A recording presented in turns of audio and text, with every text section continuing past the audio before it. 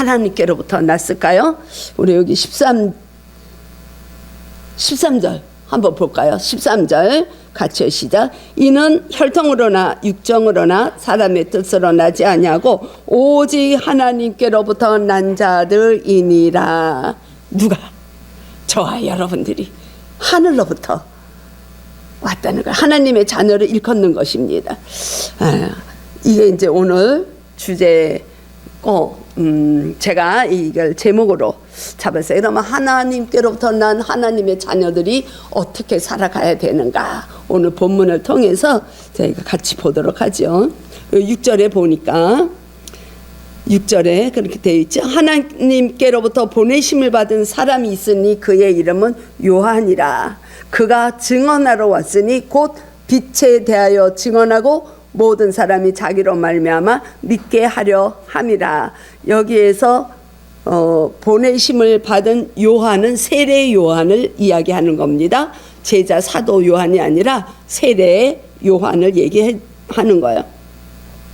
자, 요한은 하나님이 보내셨습니다.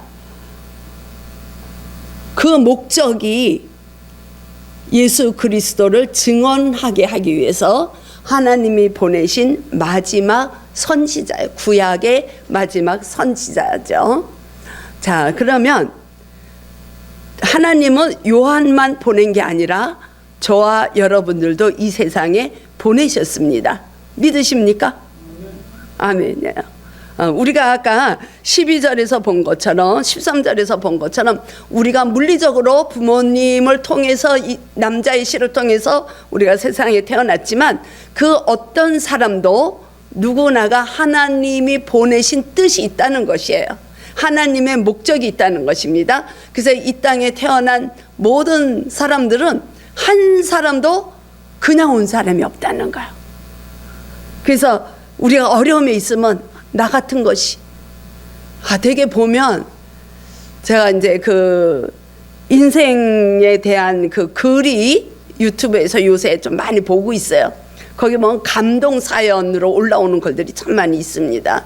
그러니까 이제 쓸데없는 거 보지 말고 감동으로 이제 우리에게 주는 메시지를, 그 인생 여정을 그린 글들을 보면 많은 분들이 보육원 출신들, 부모 없이 보육원 생활을 하다가 이제 만 18세가 돼서 이제 이 세상에 처음 나왔을 때 너무 막막한 인생들, 그들이 어떻게 이 세상을 이기고 나가는가 하는 글들이 많이 있어요. 그 중에서도 정직을 지키는, 양심을 지키는 사람들이 있는가 하면 거기서도 또 역전의 삶을 사는, 외롭고 힘들고, 근데 그들이 한결같이 하는 그 이야기는 그런 거예요. 나는 이 세상에서 존재하지 말아야 되는 인간이었다. 우리 부모가 왜 나를 버리고 갔냐, 차라리 낳질 말지. 다 이런 고백들을 하다가 어느 순간에 그 자기의 정체성을 깨닫게 되는 거예요. 어떤 만남으로 인해서 깨닫게 되고 또 영향력을 미치는, 또 그래서 그런 사람들을, 자기와 같은 위치에 있던 사람들을 또 도와주는 이런 선한 영향력을 가지게 되는 글들이 많이 있습니다. 그러니까 여러분들도 볼 때는 그런 걸 봐야 돼. 맨날 뭐 싸우고 이혼하고 이런 거 보지 말고. 여기서도 제가 보면 그들은 거의 가다 그래도 하나님을 아는 자들이 아닐까, 저는 이제 그렇게 이제 추측도 하고 있습니다. 그처럼 어떠한 환경에서도 어떤 상황에 있어도 정말 내가 죽을 수밖에 없는 그 고난의 자리에 있어도 우리는 그냥 이 땅에 태어난 것이 아니라는 것을 분명하게 이야기를 해줘요. 우리가 이 땅에 보냄을 받은 것이 목적이 아니라 누가 보냈냐 이거예요. 저와 여러분들 누가 보냈습니까? 하나님이 보내셨단 말입니다. 그러면 하나님은 왜 보내셨을까? 목적이 있는 거야.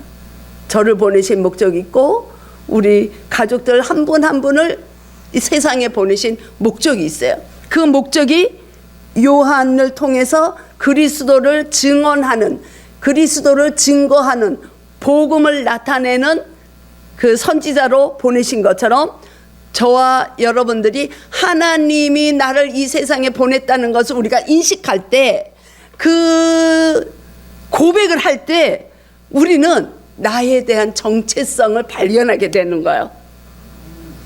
할렐루야. 나는 누군가?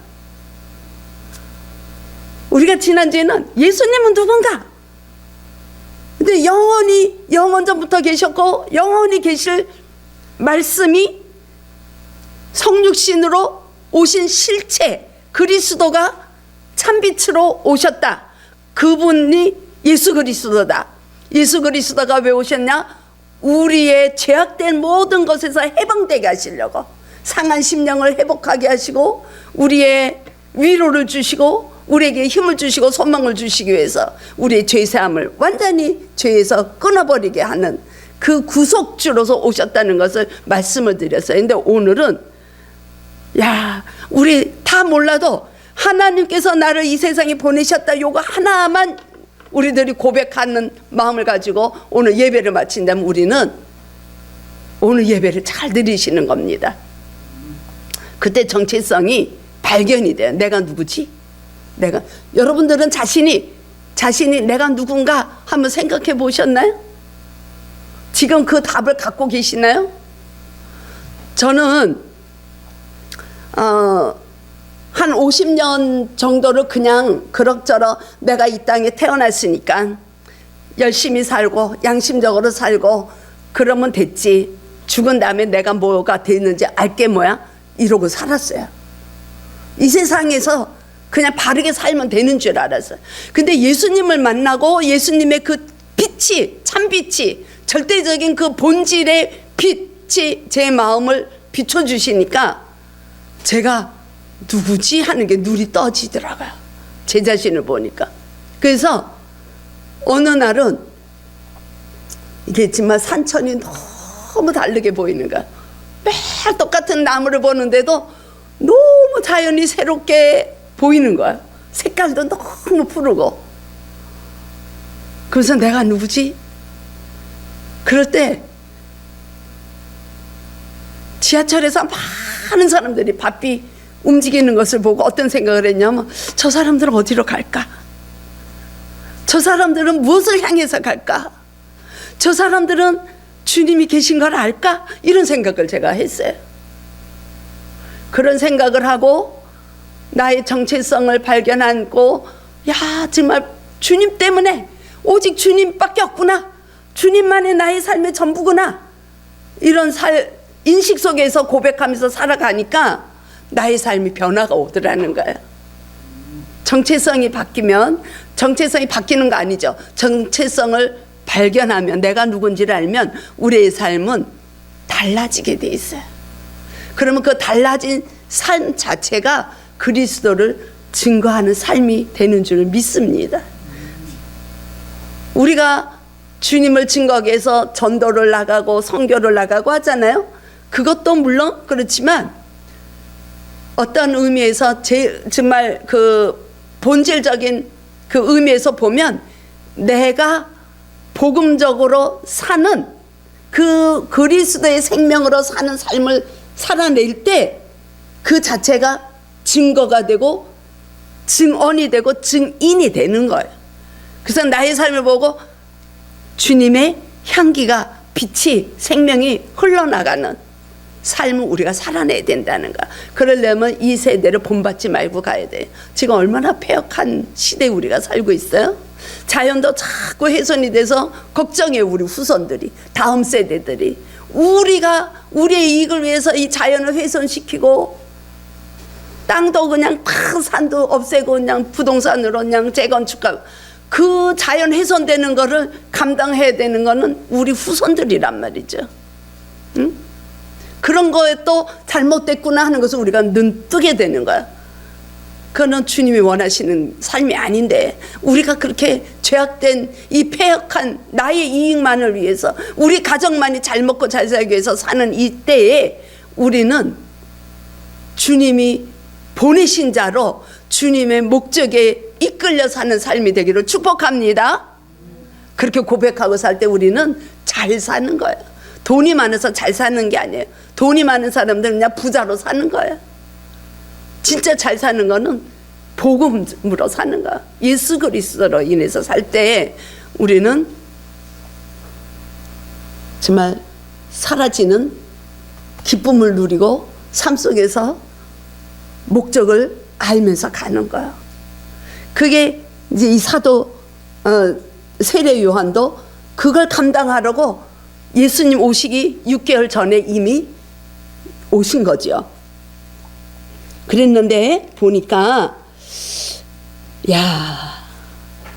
7절에서 보면요, 그 빛이 모든 사람에게 믿게 하시기 위해서 세례 요한이 왔는데, 그러면 모든 사람이 그 빛이 비춰졌다 그래가지고 모든 사람이 다 구원을 받느냐? 그건 아니라는 거예요. 자연을 통해서 우리에게도 일반 은총을 주셨어요. 근데 하나님은 특별 계시라 그래. 이거를 복음을 통해서, 그리스도를 통해서 우리에게 은총을 주셨는데, 그 은총을, 복음을 증거하기 위해서 세례 요한을 보내서 모든 사람, 인류의 모든 사람들이 그리스도를 믿게 하시기 위한 것이 하나님의 목적이에요. 그래서 저희들도 보내신 거고. 그런데 모든 사람이 믿으면 좋겠는데 그 빛을 거부하는 자들이 있는 거예요. 모두가 믿는 게 아니에요. 그거는 자기의 선택이란 말이에요. 선택이에요.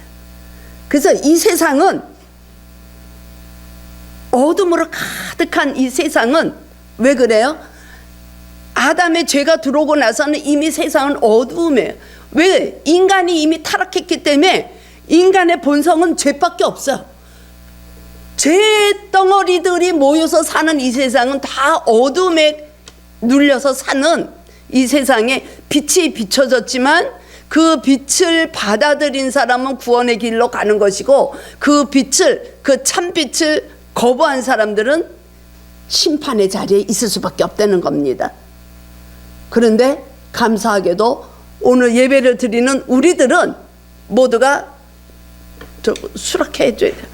그 모두가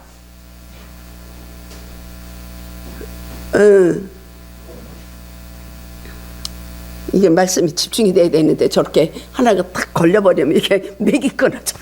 맥이 끊어져요. 아이고 주여.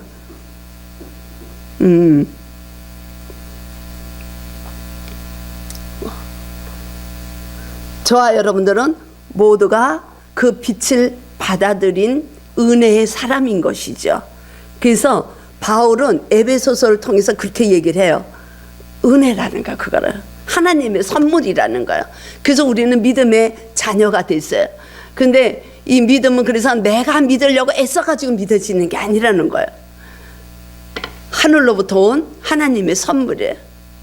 그래서 우리도 그 선물을 받은 자로, 우리도 그 다른 사람이 선물을 받을 수 있도록 우리도 통로가 되는 거죠.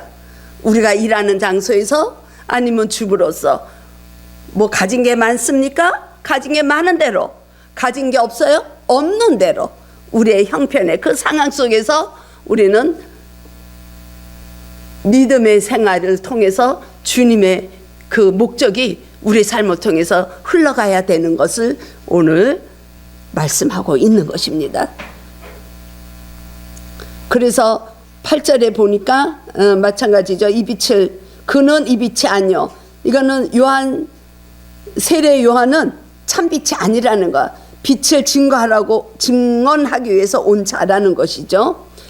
9절, 참빛, 그 세상에 와서 각 사람에게 비치는 빛이 있었으니, 여기에서 참빛, 요한복음을 이제 보다 보면 참생명, 참빛, 참떡, 참포도나무, 이런 참이 많이 붙어요. 예수 그리스도를 얘기할 때 이 참이라는 것은 본질을 얘기하는 거야. 본질. 그래서 우리는 그 본질을 만나고 가야 되는 은혜가 입혀지기를 축복합니다. 그런 은혜가 입혀져야 되는 거예요. 10절 보면 그가 세상에 계셨으며 참 빛이 이 세상에 오셨어요. 세상은 그로 말미암아 지은 바 되었어요. 모든 것이 창조가 그리스도로 인하여, 참빛으로 인하여 창조가 되었는데 세상이 그를 알지 못했다 그랬어요. 예수 그리스도를 알지 못한 거야. 여러분들은 예수 그리스도를 아시죠? 아십니까?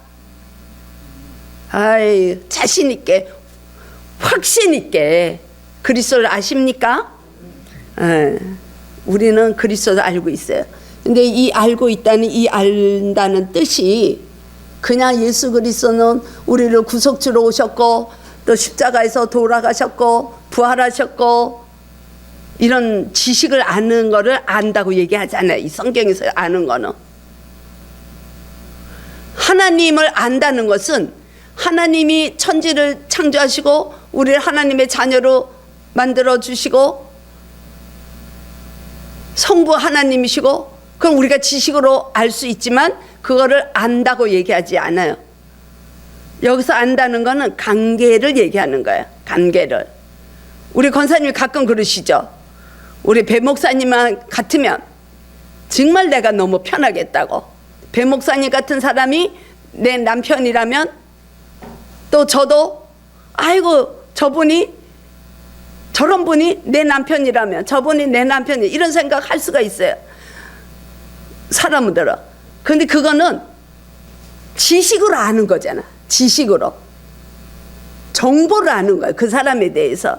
우리 권사님이 남편하고 조금 이렇게 불편한 마음이 있을 때 아이 배 목사님만 같으면 그런 말씀을 종종 하시는데, 그때는 우리 배 목사님에 대해서 아는 것은 배 목사님은 목사고 나의 남편이고 우리 맑은생교회에서 같이 예배드리고 이런 정보를 아는 거예요. 그건 아는 게 아니에요. 성경에서 얘기하는 거는, 성경에서 이야기하는 안다는 것은 같이 사는 거예요. 그래서 저는 제 남편을 알아요. 제 남편은 저를 알아요. 우리 권사님은 집사님을 알고 집사님은 권사님을 알고 예주를 알고, 이 관계 동고동락하는 것이 여기서는 안다는 거예요. 그럼 무슨 뜻이냐? 우리가 주님과 동고동락을 해야 된다는 거든요. 그래서 요한복음 15장에서 그렇게 말씀하시죠. 너희들이 내 안에 거하라. 내가 너희 안으로 들어가겠다. 우리가 마음을 열면 계시록에, 요한계시록에 3장 20절 우리가 잘 아는, 누구든지 너희의 마음을 문을 열면 내가 너희 마음속으로 들어가겠다는 거야. 너희 마음속에 들어가서 함께 자고 함께 먹고 함께 일하고 무엇이든지 함께 하시겠다는 거야. 그게 아는 거예요. 그래서 호세아 선지자는 그 이스라엘 백성들에게 그렇게 얘기했어요. 호세아서 6장 보면 하나님 알으라는 거야. 그들도 하나님 알아요. 그래서 이스라엘 백성들도 홍해를 걷는 것도 하나님이 건너게 하신 은혜라는 것도 알고, 만나를 40년 먹은 것도 하나님의 은혜라는 걸 알아요. 그런데 이 호세아 선지자는 이 구약에서도 끝에 가 있는 책이에요. 거기서 그 백성들에게 너희들이 하나님을 알지 못하기 때문에 죄를 짓는다 이렇게 얘기하거든요. 너희들이 하나님을 힘써 알으라는 거야. 하나님 진짜 어떤 분인지 정보로 지식으로 알지 말고 그분과 그분의 마음을 닮아가고 그분으로 인해서 너희들이 소망을 갖고 동고동락하라는 거야. 근데 세상은 알지 못한 거야. 그 알지 못하는 것을 무지하다 그러는 거죠. 그래서 하나님을 무시해버려. 제가 그런 삶을 살았어요. 결혼하기 전까지. 아이고 하나님이 어디 있다고. 보이지도 않는 하나님을. 내 주먹을 믿어라. 자기 주먹을 뭘 믿어. 자기 주먹을. 제가 그랬어요. 제가 나를 믿지. 자기가 제 덩어리인데 뭘 자기가 자기를 믿어요. 내가 나를 믿지. 하나님이 안 보이는데 하나님이 어디 있다고 이렇게 얘기하는 사람은 자기 의에 의해서 사는 사람이에요. 율법적인 거예요. 그리스도를 믿고 교회에 들어와서 신앙생활을 한다 그래도 나를 믿고 가는 사람이 있어요? 없어요? 있어요. 그 율법대로 사는 거예요. 대표적인 사람이 탕자의 형이에요. 누가복음 15장에 나오는 첫째 아들. 첫째 아들은 아버지 뜻대로 아버지 집에서 아버지 하라는 걸 다 하고 살아요. 그런데 동생이 돌아오니까 시기가 일어나고 미움이 일어나고, 왜 아버지 돈을 이게 낭비한 저자를 위해서 아버지는 잔치를 합니까? 나는 매일 아버지 말을 잘 듣고 아버지 하라는 대로 하고 순종했는데 나한테는 잔치도 안 베풀어주고, 그게 나의 뜻대로 사는 탕자라고요. 첫째 아들도. 우리는 그런 모습일 때가 너무 많아요. 교회 들어와서 신앙생활을 한다 할지라도 하나님을 바르게 알지 못하고 그리스도와 접붙여 있지 않기 때문에, 그리스도가 연합이 되어 있지 않기 때문에 내 뜻대로 사는 거예요. 그래서 이 교회에 다녀도 첫째 아들이 너무 많습니다. 근데 우리 맑은 생교회, 우리 또 이렇게 비대면으로 드리는 주님의 사랑하는 백성들은 모두가 복음으로 사는 분인 줄로 믿습니다. 복음으로 살아가기를 축복합니다.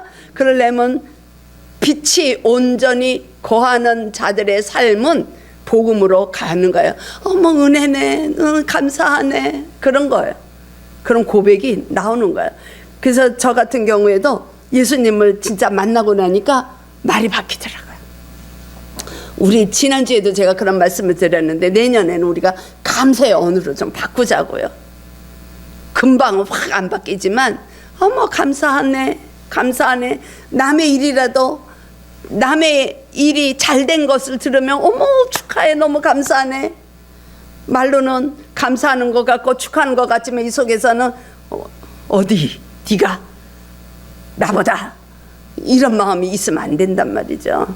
그게 하나님을, 그리스도를 진정으로 알고 지낸다는 것은 그 관계 회복을 얘기하는 겁니다. 그래서 모른다는 자체는 죄예요. 그래서 우리가 이제 예전에 저도 처음에는 왜 알고 짓는 죄보다 모르고 짓는 죄가 좀 더 약하지. 그런데 그렇게 얘기 안 해요. 모르는 것 자체가 죄예요. 모르는 것 자체가 죄인지도 모르고, 모르기 때문에 하나님을 인정을 안 하고 하나님을 거절하고 하나님을 거부하는 거야. 그러니까 그게 죄예요. 세상에서는 죄를 도덕적으로 윤리적으로 이야기를 하지만 성경에서 죄라는 것은 하나님을 모르는 게 죄예요. 하나님과 관계가 없는 것이 죄입니다. 우리는 이 죄에 대한 개념이 바뀌어야 돼요. 그래서 우리는 모든 상황을 전부 다 이 성경적인 관념으로, 복음적인 눈으로 바라봐야 되고, 성경에는 어떻게 말씀하시는가를 우리는 따라갈 때 우리는 진리로 갈 수가 있는 것이에요. 네. 그래서 말씀으로 지은 바가 되셨다 그랬어요. 그죠? 10절에서 그리스도로 인해서 세상에 계셨고 모든 게 창조가 되었는데 그 창조주를 알지 못했어, 이스라엘 백성들은. 그래서 그 결과 어떻게 됐어요? 참 아이러니하게도 세상에 오신 예수님을 알지 못하고 유대인들은 예수님을 없애버리잖아.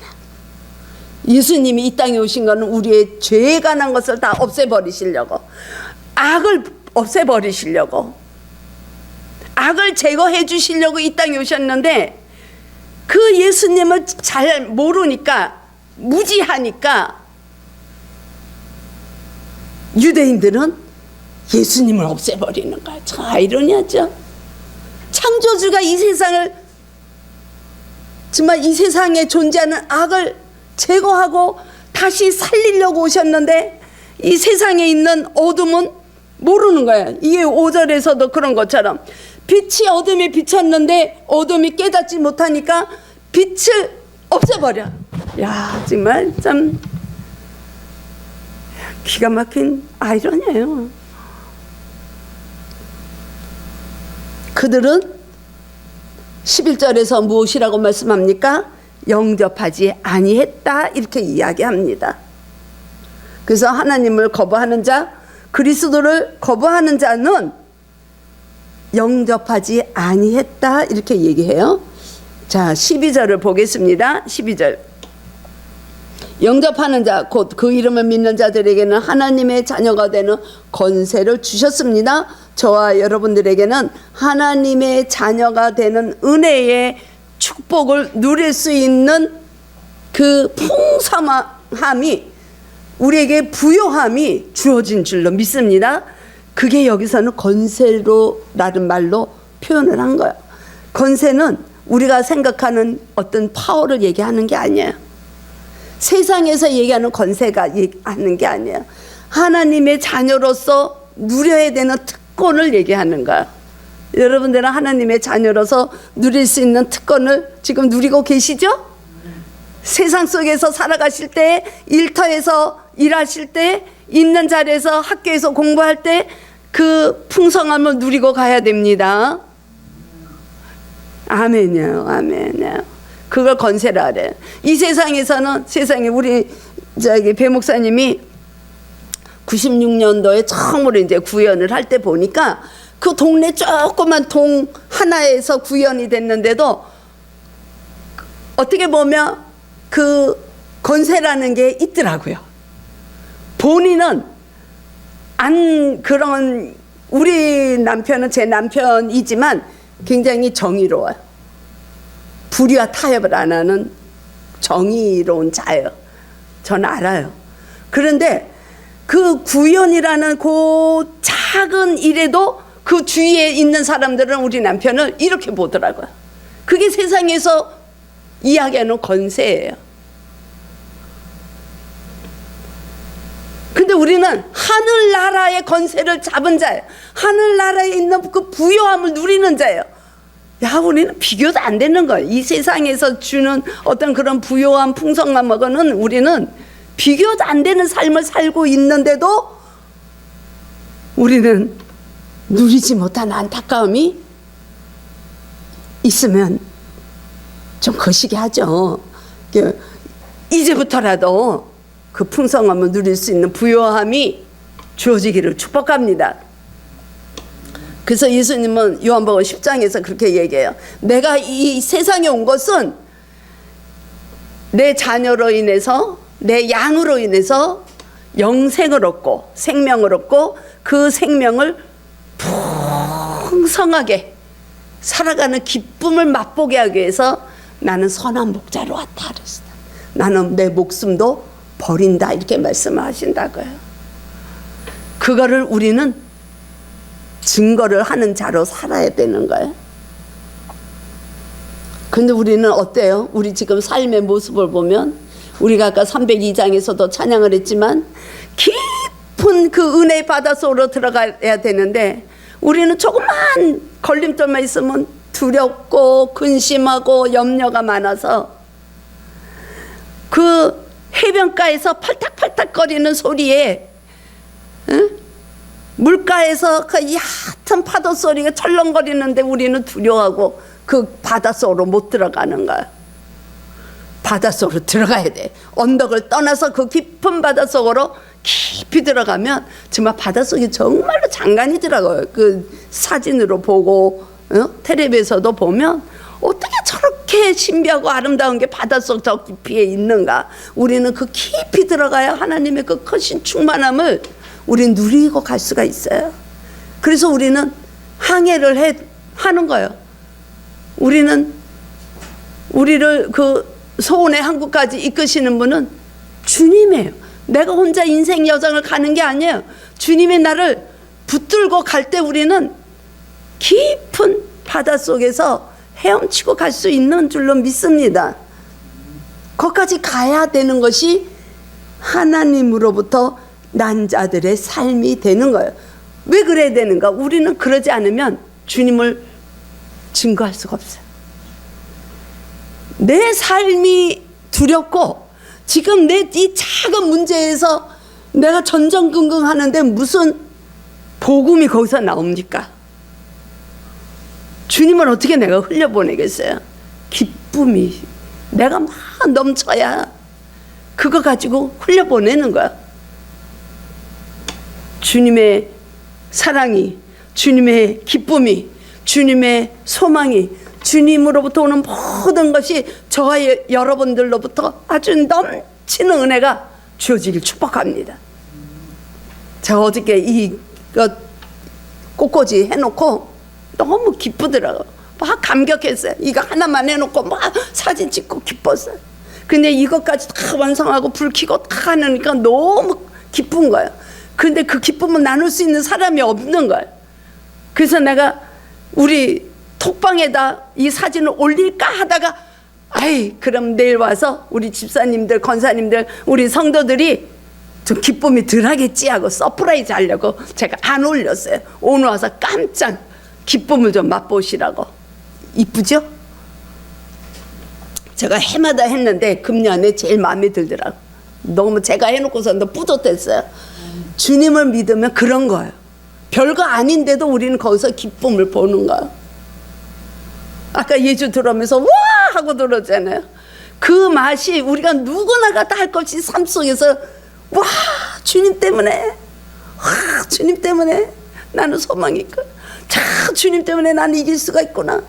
우리 이주연 집사님이 풋살을 내가 보니까 성령님께 이끌려 승리하는 삶을 살아가자는 게 바뀌었더라고요. 그래서 주님 감사해요 감사해요. 맞아요. 우리는 연약하고 부족하고 우리 힘으로 살아갈 수 없는 걸 고백할 때 그 자리에 주님의 임재가 임하는 줄로 믿습니다. 너무 감사한 거예요. 주님 감사해요. 우리 모두가 한 주간 우리는 모두가 은혜가 있는 자들입니다. 다 홍해를 건넜잖아요. 근데 우리는 거기서 그냥 머물러 있으면 안 돼. 응? 작년에 받은 은혜에 머물러 있으면 안 되고 초기에 받았던 은혜에 머물러 있으면 안 돼. 어저께 받은 은혜도 머물러 있으면 안 돼요. 오늘 또 새로운 은혜가 우리에게 임해져야 돼요. 그래야 우리는 믿음의 진보가 있는 것입니다. 그래서 저는 풋살을 예레미야 애가에서 골랐거든요. 하나님의 성실하심이 날마다 새롭게 하셔서 나를 날마다 빚어가시는 하나님을 찬양합니다. 이런 마음에서 우리 한 주간 이제 또 세상으로 나가서 살아가실 때에 이제 지금 대림절을 지나고 있잖아요.